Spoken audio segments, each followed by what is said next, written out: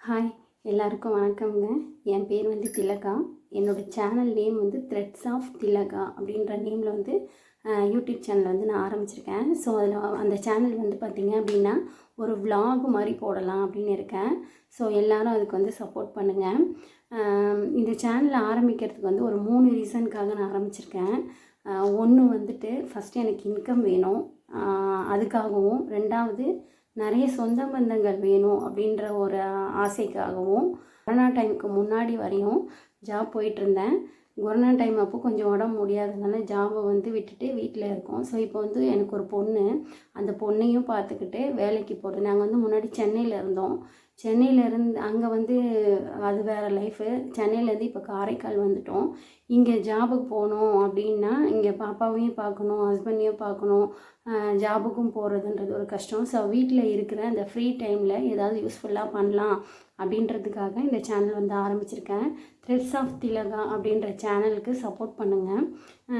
நான் போடுற வீடியோவில் ஏதாவது குறை நிறைகள் இருந்ததுன்னா உங்கள் வீட்டு சகோதரியாக, உங்கள் வீட்டு பொண்ணாக எனக்கு வந்து அதை கரெக்டான பாதையில் அந்த சேனலை எடுத்துகிட்டு போகிறதுக்கு ஹெல்ப் பண்ணுங்கள்.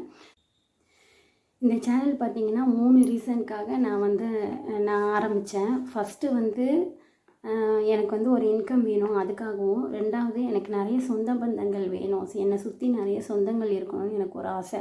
நல்ல சொந்தங்கள் இருக்கணும் அப்படின்னு ஒரு ஆசை, அதுக்காகவும்.